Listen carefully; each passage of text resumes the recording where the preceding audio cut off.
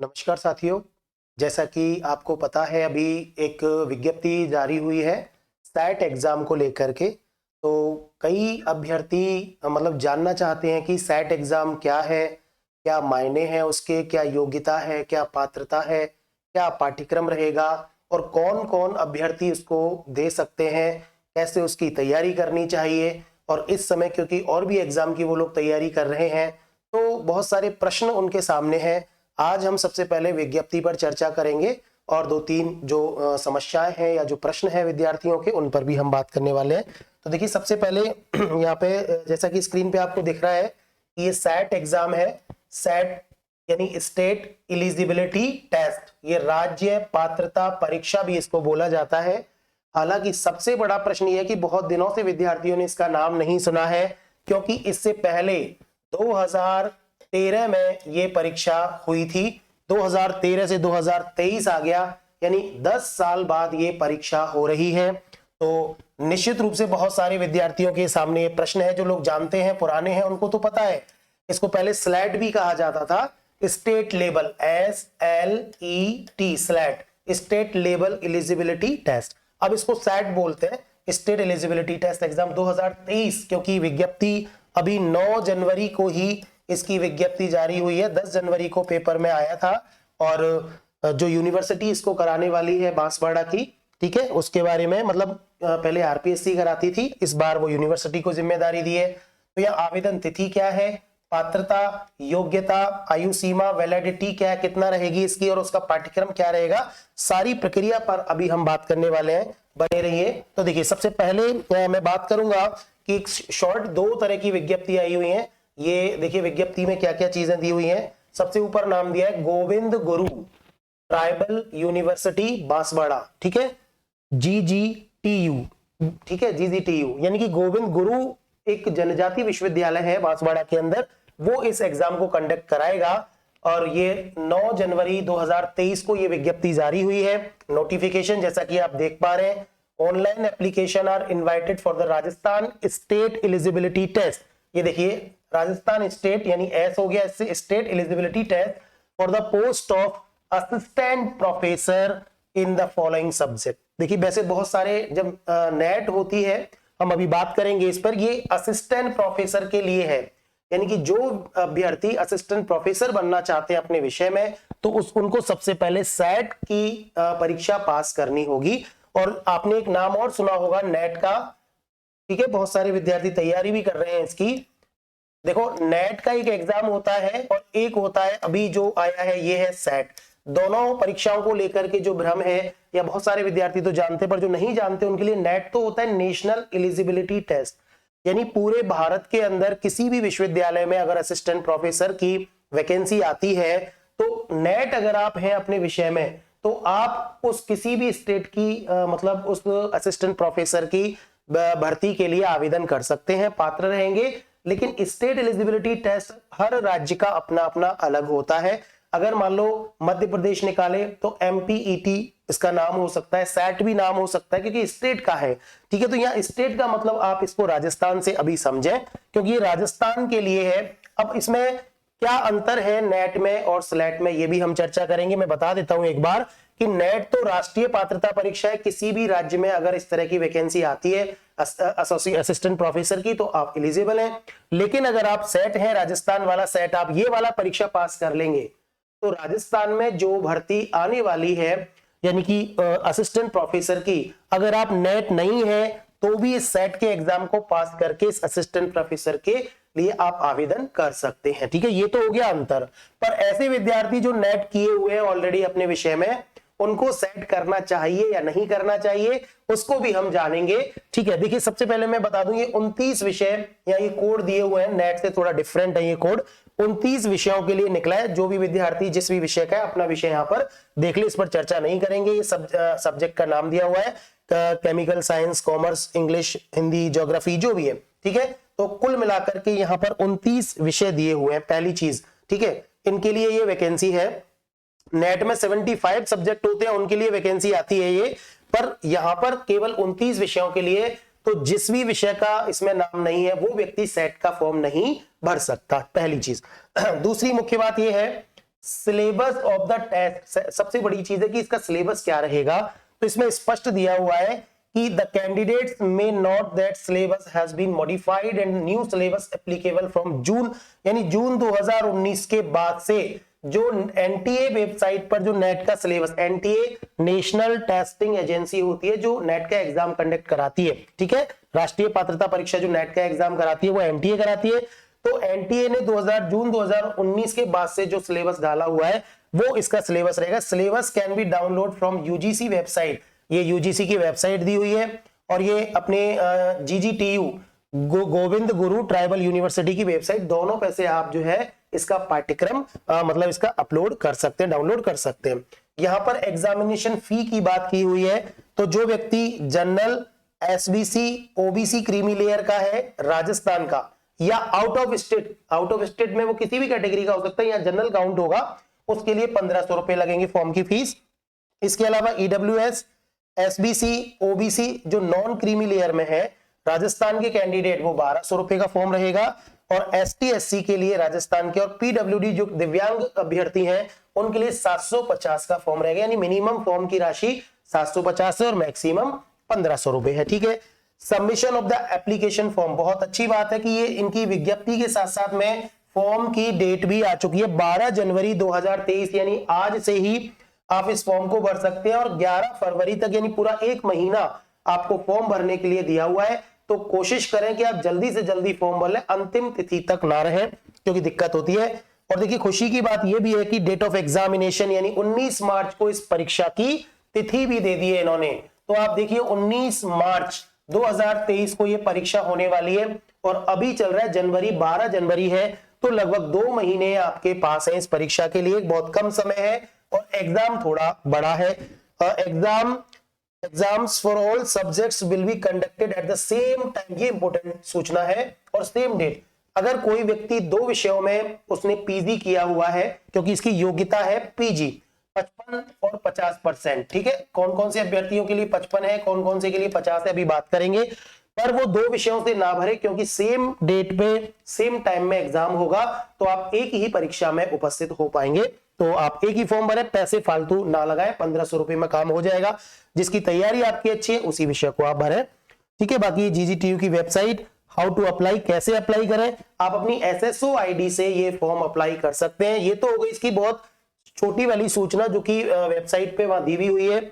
इसके अलावा एक विस्तृत विज्ञप्ति भी आई है, उसको भी हम यहाँ पर देख लेते हैं, दोनों में कोई अंतर नहीं है, पर कुछ स्पेशल ज्यादा चीजें यहाँ पे दी हुई है। गोविंद गुरु ट्राइबल यूनिवर्सिटी है, 9 जनवरी 2023 की ही ये विज्ञप्ति है, ठीक है, 9 जनवरी को भी ये डाली हुई है। राजस्थान स्टेट एलिजिबिलिटी टेस्ट के लिए असिस्टेंट प्रोफेसर के लिए वही सेम 29 के 29 विषय यहाँ पे दिए हुए हैं, कोई नई बात नहीं है, इसके पे बात नहीं करेंगे। अब बात करेंगे यहाँ पर एलिजिबिलिटी, कंडीशंस ऑफ एलिजिबिलिटी यानी योग्यता। भाई कौन व्यक्ति योग्य है, ये बड़ा प्रश्न होता है किसी भी परीक्षा के लिए।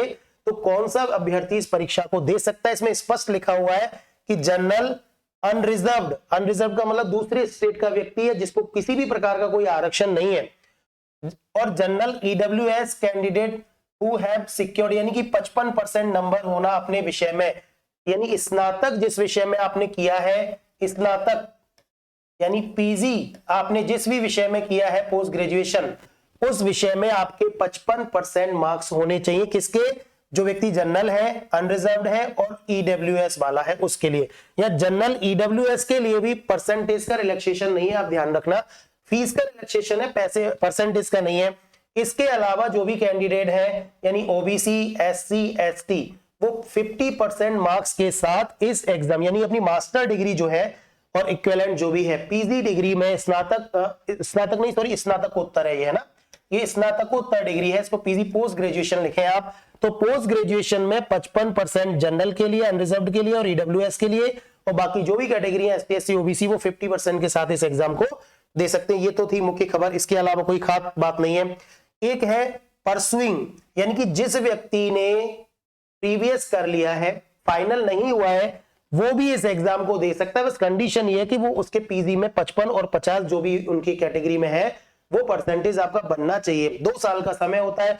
अगर आप फर्स्ट ईयर करने के साथ में नेट को एलिजिबल कर लेते हैं, यानी कि आप फर्स्ट ईयर प्रीवियस में आपने 56%, 55%, 60% मार्क्स ले लिए, आप इस फॉर्म को भर सकते हैं। 2 साल का 2 ईयर का टाइम होता है कि आप उस बीच में सेकेंड ईयर कर लेंगे और एग्रीगेट परसेंटेज आपकी 55% इनकी कैटेगरी के लिए होनी चाहिए, तो आपकी नेट की डिग्री भी माने, यानी कि एमएससी कंप्लीट होने से पहले भी आप नेट कर सकते हैं, कोई दिक्कत नहीं है। 2 साल का समय दिया हुआ है, लिखा हुआ है स्पष्ट रूप से, ठीक है। इसके अलावा और कोई खास बात नहीं है।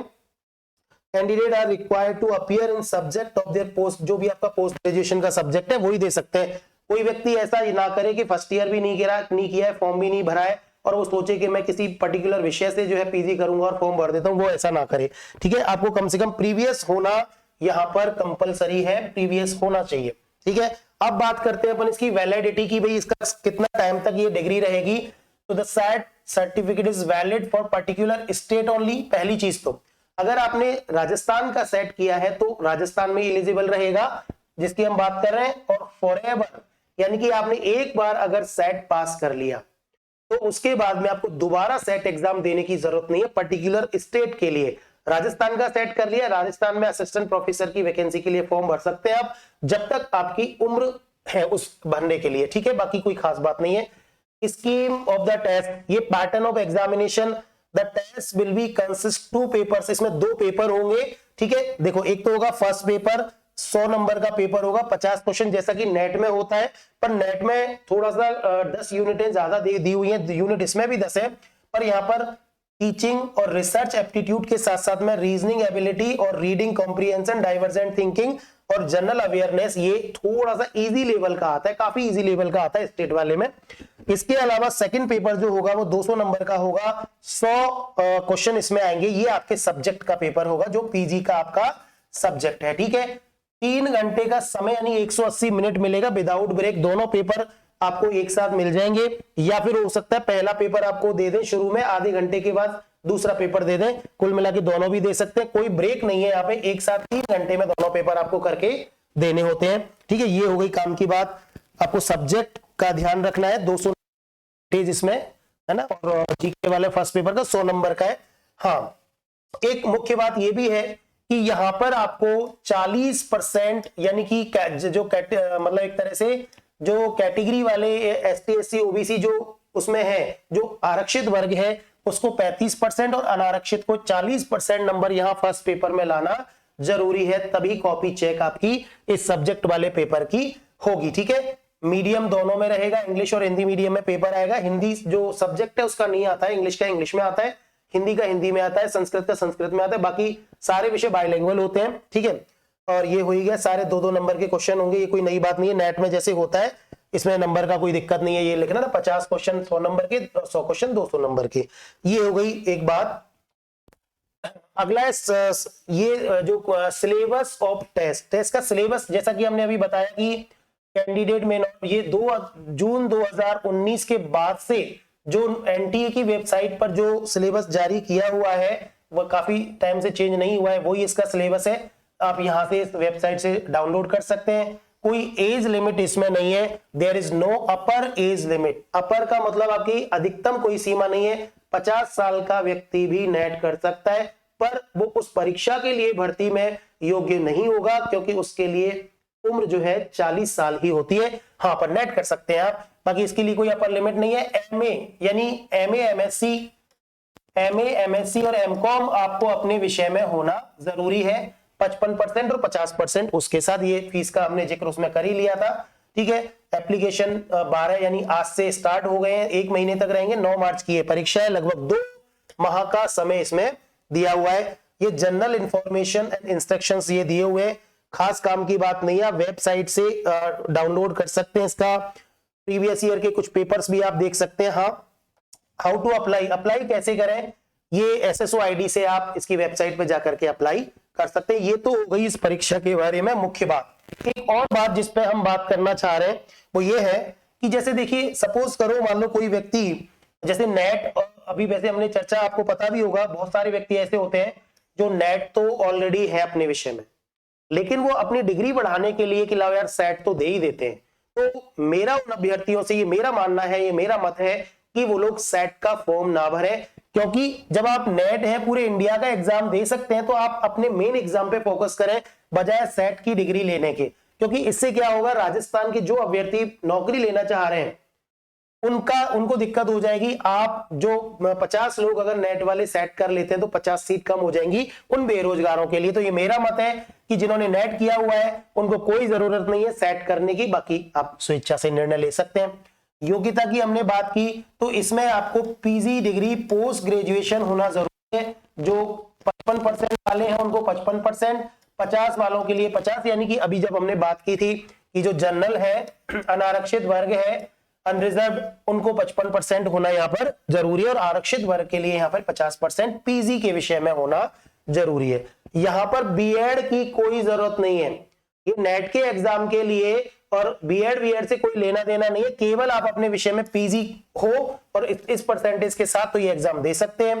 किसको फॉर्म नहीं भरना चाहिए हमने बात कर ली, जो व्यक्ति नेट है उनको ये फॉर्म नहीं भरना चाहिए, कोई मतलब नहीं है इसका। और जो व्यक्ति अभी प्रीवियस में है पर अपने पर्टिकुलर कोई एग्जाम पे फोकस में नहीं, लिखा हुआ अभी देखिए रीट या सेट, तो जो रीट मेंस की तैयारी कर रहे हैं विद्यार्थी जो अच्छी पोजीशन में है, नेट के चक्कर में परेशान ना हो कि यार एमए भी कर रखा है, तो कोई खास बात नहीं है। हाँ, हालांकि फायदा है क्योंकि नेट थोड़ा टफ होता है, सेट थोड़ा इजी होगा, तो फॉर्म भर देना, अगर बाई चांस एग्जाम की डेट बढ़ती है तो फायदा मिल जाएगा। अदरवाइज आप अपने, क्योंकि इससे नौकरी नहीं मिल रही है, सेट को करने से नौकरी नहीं मिल रही है, ये केवल एलिजिबिलिटी टेस्ट है ना। तो आप अगर मेन एग्जाम में बहुत अच्छी तैयारी के साथ हैं तो आप अपने एग्जाम पे फोकस करें, क्योंकि ये मार्च में ये परीक्षा है और फरवरी में रीट का या कोई जो भी परीक्षा है।